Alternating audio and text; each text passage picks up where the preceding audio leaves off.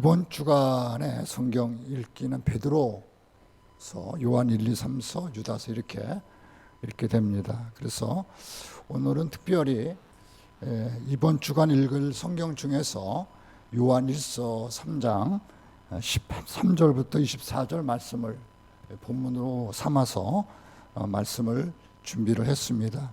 사실 제가 이 말씀을 준비한 이유는 우리가 이번 주간에 우리 구제 헌금을 우리가 좀 준비하셨다가 드리는 시간으로 우리가 정해왔기 때문에 그것과 관련해서 또 우리의 전체적인 구제에 대한 우리의 삶의 모습들을 다시 한번 우리가 말씀으로 세워보기 위해서 이 말씀을 준비를 했습니다. 여러분, 오늘 이제 13절부터 24절까지 말씀을 제가 한 절 한 절 보시면서 말씀을 드리도록 하겠습니다. 13절에 보면은 형제들아 세상이 너희를 미워하여도 이상히 여기지 말라. 이 당시에도 세상이 크리스찬을 미워했습니다. 그러니까 이 말은 안 믿는 사람들이 교회의 성도들을 미워했다, 이런 뜻입니다. 여러분, 요사이에 우리는 코로나19로 말미암아 교회가 감염의 확산이 되는 장소로 인식되면서 교회 밖에 있는 사람들이 교회를 지적하고 또 교회를 우리가 미워하는 그와 같은 환경 속에 우리가 지금 들어가 있습니다.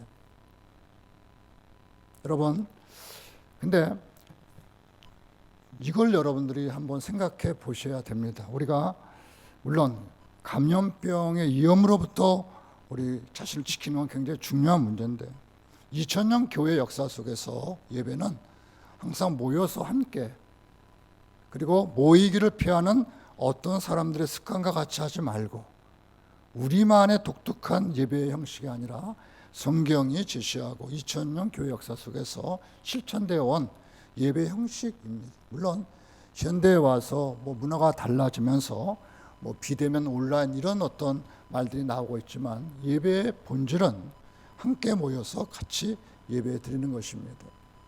자, 이렇게 우리가 보게 될 때 우리가 두 가지 한번 생각해 볼 것이 있습니다. 왜냐하면 명분이 있으면 예배는 피하여도 되는 것인가? 여기서 말하는 명분이란 감염병을 막기 위해서 예배를 드리지 말라, 이렇게 해도 우리는 그것을 받아들일 수 있는 문제인가? 그러니까 어떤 합리적인 명분만 있으면 예배는 안 드려도 되는 것일까? 이것이 본질적인 우리가 근본적인 문제로 우리가 깊이 생각해 봐야 됩니다. 쉽게 안 믿는 사람들은 좀 감염병 지나갈까지 좀 그렇게 지나가고 나서 하면 되지 않느냐, 이렇게 말을 합니다. 여러분, 우리가 성경의 원리를 두고 볼 때 명분만 있으면 예배는 피하여도 되는 문제인가? 그렇게 말하고 있지 않습니다. 다니엘 같은 경우에 자신이 분명히 감옥에 갈 줄 알면서도 하나님을 향하여서 그는 기도를 했습니다. 그리 아니하실지라도. 또 한 가지 생각은 뭐냐면 국가 권력이 교회와 예배를 지배할 수 있는 것일까? 전체주의 국가라고 그러거든요. 우리 교회의 권력이, 정치적 권력이 교회를 통제할 수 있는 것인가? 굉장히 중요한 문제입니다. 최종적 국가 권력이 교회를 통제할 수 있는 것인가? 2000년 교회 역사 속에서 국가 권력과 교회는 이렇게 좀 협조적일 수도 있었어요. 그러나 어떤 경우에는 국가 권력과 교회는 굉장히 대치적 상황 속에 있을 때도 역사 속에서는 굉장히 많이 있었습니다. 전체주의 국가 속에 교회가 들어가 버리고 마는 이와 같은 신학적이고 어려운 문제가 있습니다. 쉽게 생각할 어떤 대안이 아니거든요. 따라서 오늘 제가 이 문제는 좀 깊이 말씀 못 드리고요. 어쨌든 이러한 여러 가지 상황들로 인하여서 세상은 교회를 또 성도들을 미워하고 있습니다. 자, 그런데 오늘 여기 보니까 세상이 너희를 미워하여도 뭐라고 말씀하고 있습니까? 이상히 여기지 말라, 이렇게 말씀을 하고 있습니다. 물론 이것은 코로나19에 관련된 말씀은 아니죠. 그러나 이 당시에 교회 밖의 사람들이나 지금의 교회 밖의 사람들, 내용은 다르다 하더라도 교회를 향하여서 미움을 갖고 있는 것은 사실입니다. 여러분, 그런데 문제는 예수 그리스도 안에 있는 저와 여러분 속에서도 이 미움이라는 것이 작동할 때가 많이 있더라 하는 것입니다. 우리에게 요구하는 것은 세상이 우리를 미워하여도 우리는 그것을 이상히 여기지 말라. 즉 미움을 받을 때 미움으로 반응하지 말라. 그 말씀입니다. 미움의 대상이 된다고 해서 그들을 미워하지 말라. 여러분, 미움의 대상이 되었습니다. 미움을 받았어요. 미움이라는 독화살을 사람들이 쏘아댑니다. 우리는 그것을 방어하고 내 자신을 지키기 위해서 우리도 그 미움으로 반응할 수 있어요. 그러지 말라는 겁니다. 세상의 평가와 판단이 무엇이라 할지라도 너희가 보일 반응은 이것이다. 여러분, 고단 말씀을 보면은 우리는 형제를 사랑함으로 사망에서 옮겨 생명으로 들어간 줄을 알거니와 사랑하지 아니하는 자는 사망에 머물러 있느니라. 그들이 미워하든 미워하지 않든 우리의 반응은 형제를 어떻게 하는 겁니까? 사랑하는 것입니다. 여러분, 이게 굉장히 어려운 문제입니다. 현실적으로 가능하지 않은 것입니다. 저 사람이 나를 굉장히 미워하는데 우리도 미워하니까 미워해야 되죠. 적어도 미워하지 않는다 하더라도 그냥 관계를 그냥 좀 소홀히 해야 되겠죠. 그죠? 저 사람 나를 그렇게 미워하니까 관계를 끊어야 되겠다. 나는 근데 성경은 말하기를 이상히 여기지 말라로 끝나는 것이 아니라 사랑으로 나아갈 것을 말씀하고 있습니다. 여러분, 우리가 결단코 성경은 그리스도 예수 안에 있는 하나님 사람들에게 미움의 사람이 되지 않도록 말씀하고 있습니다. 미움이 나를 지배하지 않도록 요구하고 있습니다. 그 미움의 이유가 합당하다. 그렇게 미워할 수밖에 없어. 그렇게 합리적이고 경험적이고 그것이 사실일지라 하더라도 우리는 미움의 사람이 되어서는 안 된다. 그 말씀입니다. 교회 안에도 여러분 사랑의 역사보다는 미움의 분노의 역사가 활발하게 운행할 때가 대단히 많습니다.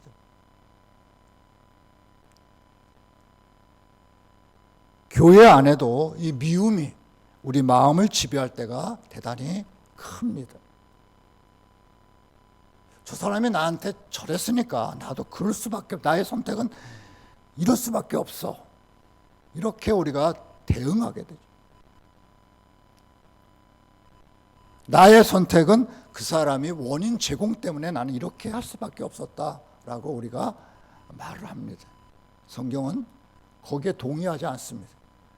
그가 쓰레기를 미움을 심었다 하더라도 너의 선택은, 너의 결정은 사랑이어야 한다. 그 말씀입니다. 나를 사랑하는 자뿐만 아니라 나에게 공격적이고 나를 어렵게 만드는, 나에게 미움을 제공한 그러할지라도 나의 선택은 사랑이어야 한다.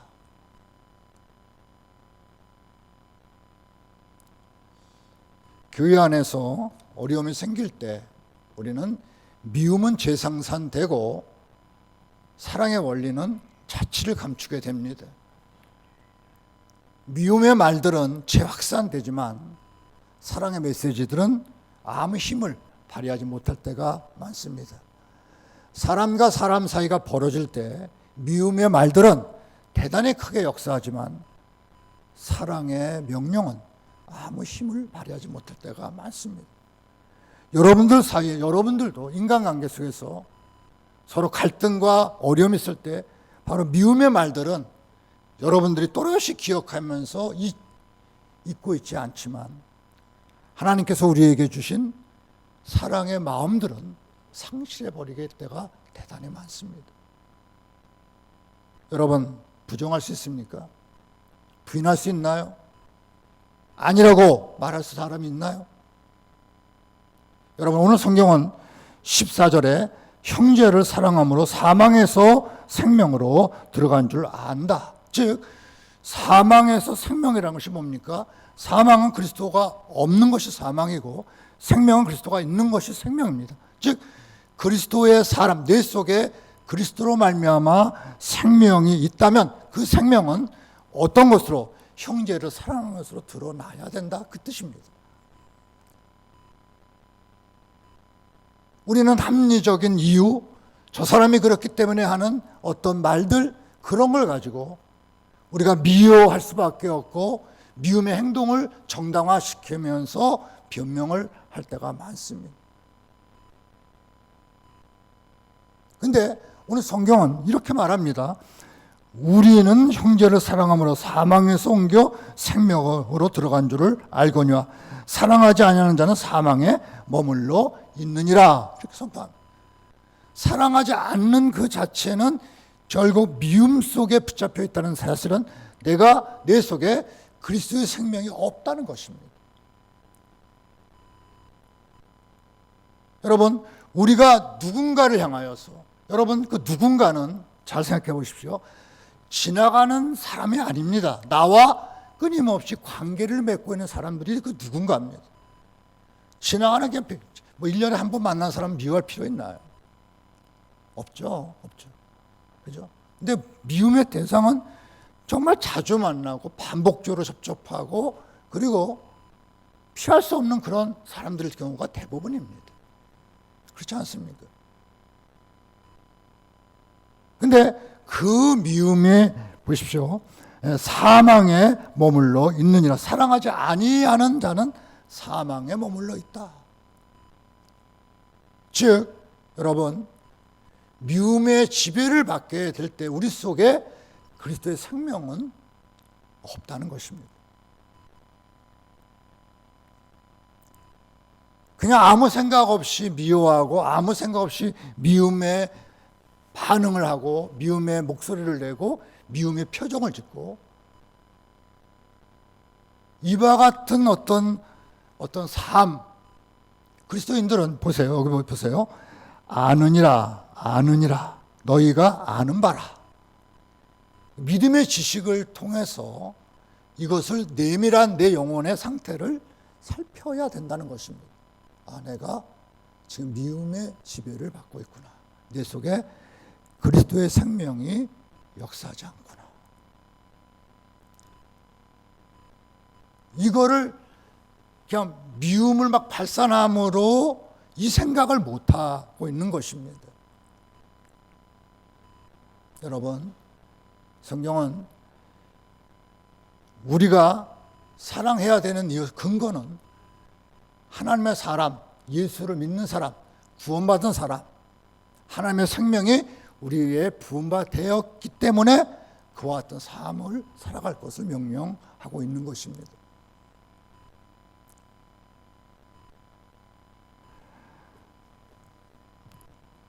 아주 극단적으로 15절에 이렇게 말하죠. 형제를 미워하는 자마다 뭐죠? 살인한다. 미움은 곧 살인이다. 이렇게, 미움은 곧 살인과 같다. 이렇게 성경은 말씀하고 있습니다. 미워하는 것은 죽이는 것이다. 여러분, 미워하게 되면은 단절하게 되어 있습니다. 관계가 끊어지죠. 죽는 상황. 관계가 밀어냅니다. 앉는 게 아니라 밀어내요. 품지 못합니다. 미워하게 되면은 관계를 끊어버리고 품지 못하고, 우리가 품어야 뭔가 관계가 회복이 되고 새로운 어떤 단계로 나아갈 텐데 그냥 끊어버리고 단절시켜버리는 거죠. 미움은 살인이다. 이렇게 말씀을 하고 있습니다.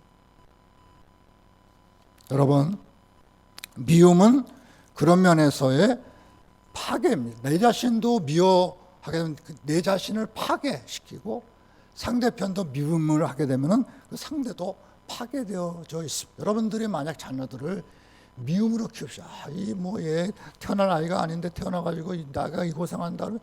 여러분들도 그것 때문에 파괴되는 것이고 그 미움의 대상이 되는 그 자녀도 파괴돼 가는 것입니다.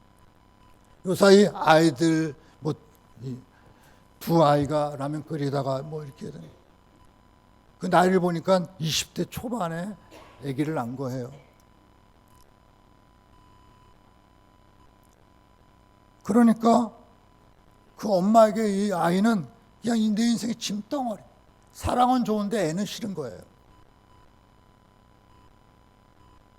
있어서는 안 될 존재. 내 인생의 걸림. 그런 식으로 자녀들을 대하게 미워지는 것이죠. 거기서 무슨 생명력이 나올 수 있겠습니까? 미움은 파괴시키고 자신도 파괴되고 자기를 통해서 미움의 대상도 깨져버리고 파괴되고 마는 것입니다. 그런 면에서 미움은 살인입니다. 여러분, 미움은 정죄입니다. 여러분, 우리 속에 미움이 막 역사할 때 막 지적질하지 않습니까? 저 사람이 이렇고 이 사람이 이렇고. 미움이 그 속에서 영혼을 지배하게 될 때 자기는 정당화시키고 상대편은 정죄하게 되어 있습니다. 정죄하게 되어 있습니다. 막 얘기를 합니다. 그 정죄가 당사자에게뿐만 아니라 제3자, 제4자. 요새 우리가 코로나 N차 전염이라고 하는데 많은 사람들에게 내 미움의 마음들이 전파되는, 나와 접촉하고 있는 사람들에게 그 사람을 향한 정죄가 전달되는 이와 같은 일을 하는 것입니다. 여러분, 그러면서 그 미움은 자기를 합리화시킵니다. 너는 잘못되고 나는 괜찮다는 겁니다. 자기 합리화. 미움의 대상이 있을 때 자기를 합리화시켜. 나는 그럴 사람이 아닌데 저 사람이 그랬다. 여러분, 우리가 미움이 얼마나 깊이 있는, 깊게 우리 인생을 파괴시키는지를 우리가 말씀을 통해서 재인식하게 될 때, 여러분, 우리 삶의 그 미움의 통제와 지배 속에 갇히지 않도록, 이게 얼마나 무서운 죄고 얼마나 나와 관계를 맺고 있는 사람을 파괴시키는 강력한 힘인지 알게 될 때 우리는 이 미움을 쉽게 아무렇지도 않은 것처럼 내 영혼에 허용하고 허용된 그것을 행동으로 옮기는, 말로 하고 표정으로 보이고 얼굴로 나타내고 발길을 끊어버리고 그런 일들에서부터, 여러분 사랑하는 성도님들, 여기 오늘 성경은 형제를 미워하는 것은 살인하는 자네, 살인하는 자마다 영생이 그 속에 거하는 줄을 너희가 아는 바라. 생명을 가진 사람, 예수로서로 말미암아 하나님의 생명을 가진 그 생명은, 여러분 생명은 생명을 낳고 그 생명이 없고 미움이 역사하게 될 때 하나님의 사람이 아니라는 것입니다.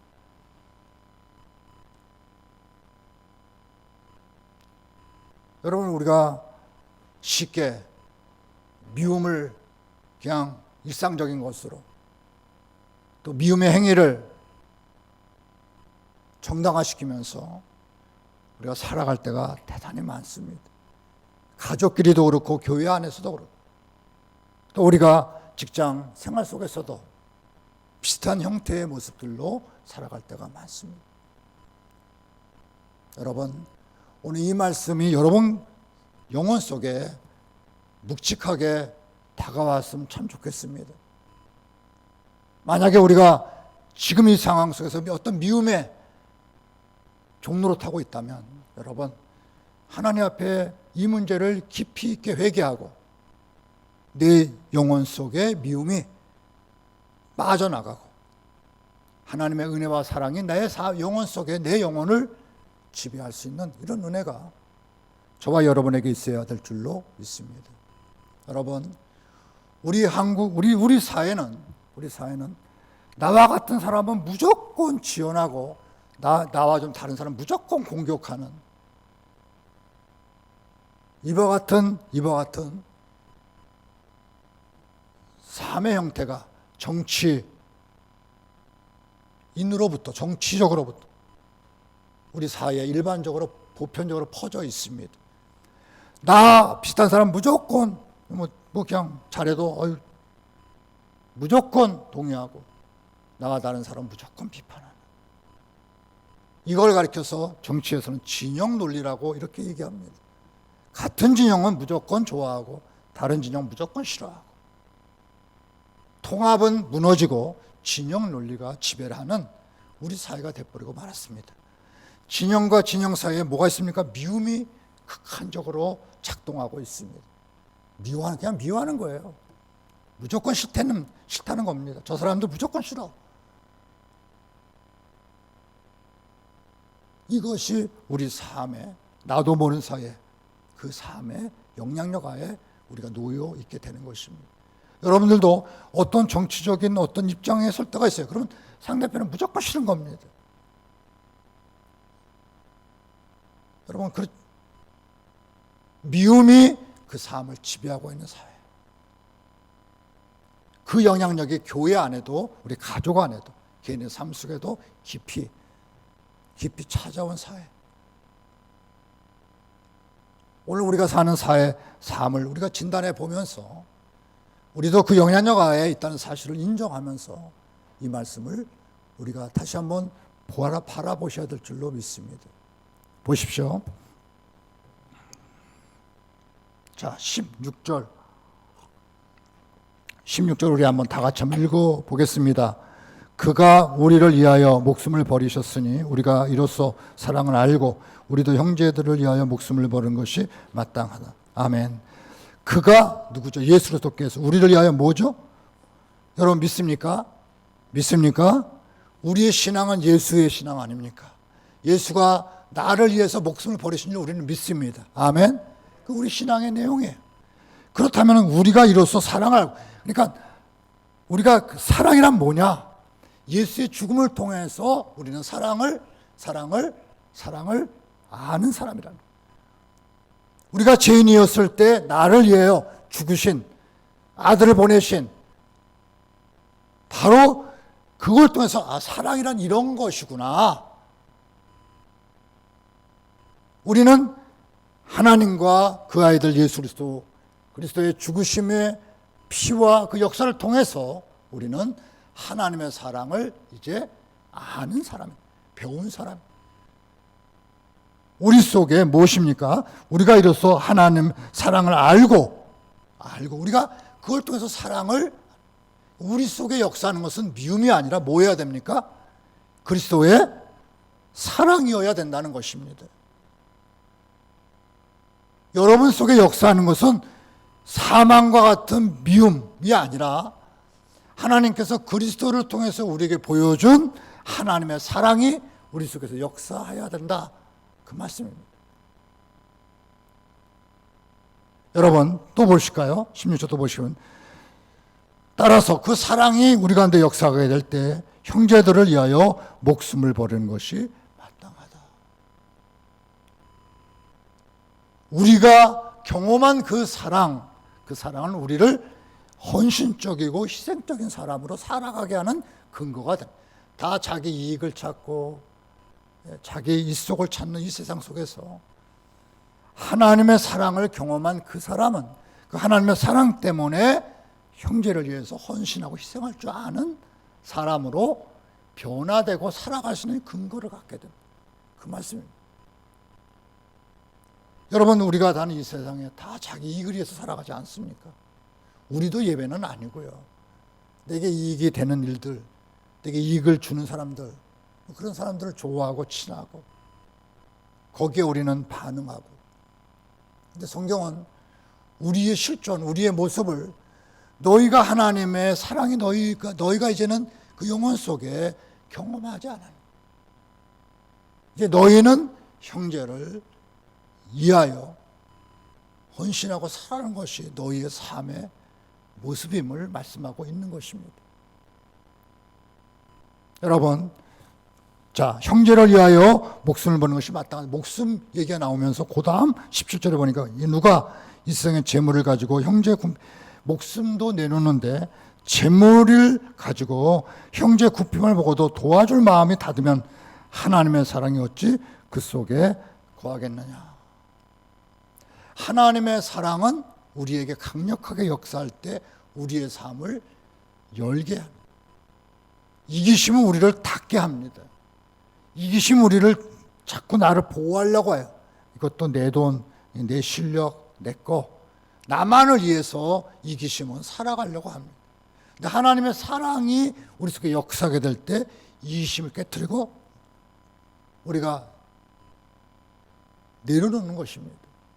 이기심이 역사하는 것이 아니라 하나님의 역사가, 하나님의 사랑이 역사하게 될 때 우리의 삶은 사랑의 실천자로 살아갈 수 있는 근거를 갖게 되는 줄로 믿습니다.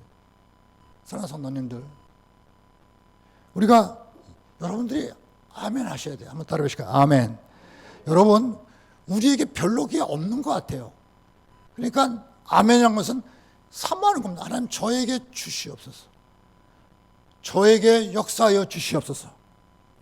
내 이성과 내 감성과 내 모든 판단을 그 사랑, 하나님의 사랑으로 나를 인도하여 주시옵소서. 이기심과 이성이 지배하는 인생이 아니라, 여러분, 미움은 나름대로 이성적이고 합리적인 근거를 댑니다. 그 사람이 저러니까 나는 이렇게 됐다. 그렇죠? 미움은 합리적인 근거를 대. 사랑은 능력입니다. 여러분, 사랑하는 성도님들, 저와 여러분 속에 하나님께서 그리스도를 통하여서 우리에게 주신 그 사랑으로 우리가 우리 폭탄처럼 저와 여러분 영혼 속에 떨어져야 갈 줄로 믿습니다. 이것이 없으면 저나 여러분의 이기적인 존재가 되고요. 저나 여러분의 이기적인 인생이기 때문에 나에게 조금만 해를 끼치는 사람을 향해서 미워할 수밖에 없습니다. 누가 내 인생에 박수 보내고 찬동하고 잘 들어간 사람들이 많습니까? 아니요. 내 인생 끌어내리고 욕하고 뭔가 내 걸 빼앗아가려고 하는 사람들이 더 많습니다. 그러다 보니까 내 마음속에 내 것을 지키고 나를 방어하기 위해서 나도 모르는 사이에 미움이 막 일어나는 거예요. 그래야 살 수 있을 것 같기 때문에, 그래야 생존할 수 있는 것 같기 때문에 나도 모르는 사이에 막 날카로워지면서 누가 뭐라면 확 화내고 누가 뭐라면 막 방어하고, 이거는 뭡니까? 이거는 뇌 속에 하나님의 생명이 역사하는 것이 아니라 미움과 자기 방어가, 이기심이 나를 지배하고 있는 거예요. 여러분, 이렇게 살도록 우리가 하나님께서 구원받는 거 아니잖아요. 하나님 사람 된 거 아니잖아요. 저와 여러분 속에 하나님을 통해서 그리스도의 생명이 부음받아서 그 생명 가운데 살도록 저와 여러분을 불러주신 줄로 믿습니다. 그러기 위해서 그 생명이 계속해서 여러분 아무리 좋은 2억 3억 가는 자동차라 할지라도 연료가 공급 안 되면 그 자동차 아무 소용이 없어요. 휘발유든 경유든 연료가 공급될 때 그 자동차는 그 값어치가 나가는 것입니다. 연료가 공급돼야 돼요. 그래야 움직일 수가 있습니다. 우리의 생명도 마찬가지예요. 하늘로부터 계속해서 공급해 준 하나님의 그 능력과 그 은혜가 우리를 만들어가게 되는 줄로 믿습니다. 근데 공급선이 끊어졌어요. 없어요. 그럼 뭐가 남습니까? 내 이성만 남아요. 내 경험만 남아요. 사회적 판단만, 사회적 분위기만 남습니다. 그거 갖고 살아가려고 합니다. 그러니 하나님 말씀대로 살아칠 수가 있겠습니까? 공급처가 끊어졌는데 뭘 갖고, 공기 갖고 자동차가 가겠습니까? 갈 수 없잖아요. 무슨 나의 에너지원이 무엇이 나의 에너지원입니까? 여러분, 사랑하는 성도님들, 저와 여러분이 이런 삶을 살기 위해서 보십시오. 19절 보니까 이로써 우리가 진리에 속한 줄을 알고, 여러분, 우리가 이 복음의 진리 가운데 끊임없이 섰을 때만이 여러분 우리가 굳세게 여기에 반응하며 살게 될 줄로 믿습니다. 하나님의 말씀을 듣지도 아니하시고 보지도 아니하시고, 예? 그러면서 자기 상식과 자기 경험으로 살아가시면서 나도 모르는 사이 미움의 가치들이 내 삶을 뿌리내리고 이런 거 아니겠습니까? 여러분 따라해 보실까요? 우리가 진리에 속한 줄을 알고, 여러분 사랑하는 성도님, 우리가 하나님 말씀을 통해서 그 하나님 말씀의 진리가 내 영혼을 통제하고 지배할 수 있어야 될 줄로 믿습니다. 여러분 보세요. 22절에 무엇이든지 구하는 바를 그에게서 받나니, 우리가 없어요. 그러니까 뭐 해야 돼요? 구하셔야 됩니다. 하나님 주시옵소서. 예전에 몰랐을 때 돈 달라고, 병 낫게 해달라고 이런 거 구했어요. 뭐 틀린 거 아니에요. 그러나 이제 우리 예수 안에서 살아가면서 그것만이 우리 영혼을 살리게 하는 힘은 아니잖아요. 하나님, 제가 사랑하는 마음이 없습니다. 가장 가까이 지내는 그 사람을 사랑하는 마음이 없었어요. 미움이 나를 지배하고 있으면 아버지 하나님, 저에게 사랑하는 마음을 주시옵소서. 아버지께서 나를 사랑하신 것처럼 내가 나의 조건을 보고 내가 잘한 것 보고 사랑한 거 아니지 않습니까? 하나님께서 우리를 택하신 것은 여러분 하나님 자신의 그 큰 은혜 속에서 우리를 택하신 거 아니겠습니까? 상대편은 상관없어요. 우리는 그런데 상대편의 조건을 보면서 선택합니다. 잘해주니까, 저 사람 나에게 잘 못하니까. 그러면서 우리는 선택을 해요. 우리가 선택한 것은 하나님의 사랑에 근거해서 선택해야 되는데 어느 날 우리는 인간적인 선택을 하고 있더라 하는 것입니다. 따라서 우리에게 이것이 부족하고 있어도 잘 작동을 안 하니까 어떻게 해요? 구하면, 따라 해보실까요? 구하면. 여러분 구하셔야 됩니다. 여러분, 그러니 구함 기도가 무너지면 여러분 우리는 이성과 그리고 우리 경험의 지배를 받게 되어 있어요. 왜? 내가 할 수 있다고 생각하기 때문에. 기도는 나는 못한다는 뜻 아니겠습니까? 나는 할 수 없다. 하나님 저에게 주시옵소서. 내게 무엇인가 하나님 역사하여 주시옵소서. 나를 통하여서 이루실 줄로 믿습니다. 여러분 사랑하는 성도님들, 저와 여러분이 다시 한번 이 말씀의 실천적 삶을 살아가려면 진리가 저와 여러분 영혼을 지배해, 진리가 작동하게 될 때, 끊임없이 우리가 없기 때문에 어떻습니까? 우리 하나님 앞에 구하여서. 그리고 보십시오. 24절, 그의 계명을 지키는 자는 주 안에서 거하고 주는 그의 안에 거하나니. 하나님 말씀을 통해서 주는 내 안에 거하고 나는 어디 안에 거하여? 주 안에 거. 하나님과 주가 내가 하나가 될 때 이와 같은 삶의 실천자로서 살 수 있는 힘을 갖게 되더라 하는 것입니다. 여러분, 저와 여러분이, 저도 마찬가지입니다. 경험 속에서 살아가고요, 그냥 감정 속에서 살아갈 때가 많습니다. 그리고 내 자신을 정당화해요. 이것이 옳다. 과연 그게 그리스도인의 삶의 전부일까? 아닌 것 같아요. 그래서 말씀으로 돌아보면 아직도 갈 길은 먼데 너무 주저앉아 있구나 하는 생각을 할 때가 많습니다. 사랑하는 성도님들, 저와 여러분이 다시 한번 말씀을 펴시고 하나님의 진리로 저와 여러분의 영혼이 풍성해지기를 축원합니다. 그 진리로 내가 풍성해지면서 내게 없기 때문에 하나님 저에게 구하고 또 구하면서 하나님의 성숙한 믿음의 사람이 되고, 여러분 이걸 통해서만이 어떻게 해요? 구원의 역사가 일어나는 것입니다.